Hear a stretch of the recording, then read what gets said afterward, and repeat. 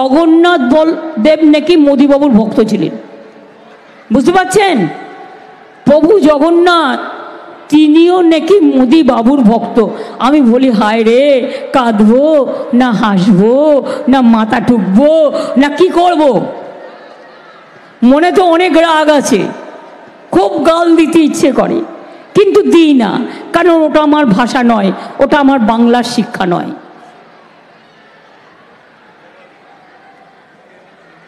জগন্নাথও নাকি ওনার গুরু, ওনার ভক্ত।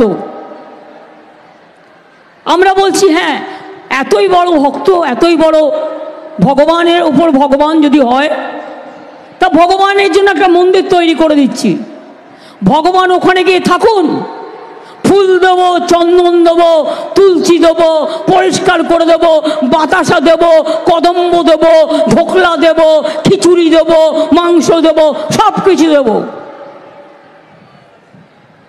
যা যা চায়। কিন্তু এভাবে চলতে পারে না। এইবার যদি মোদি যেতে, তাহলে কিন্তু দেশ আর থাকবে না, এটা মাথায় রাখবেন ভালো করে, সংবিধান আর থাকবে না। তাই এবারে মোদিকে তাড়ানো সবচেয়ে বেশি দরকার। তাই কি করতে হবে? খেলা হবে